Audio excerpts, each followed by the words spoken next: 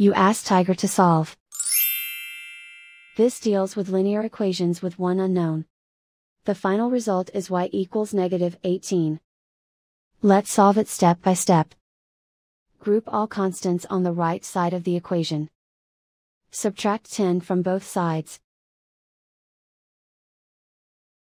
Group like terms. Simplify the arithmetic.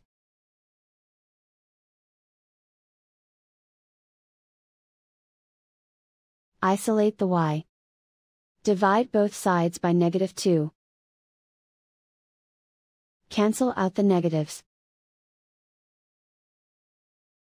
Simplify the fraction. Move the negative sign from the denominator to the numerator. Find the greatest common factor of the numerator and denominator. Factor out and cancel the greatest common factor.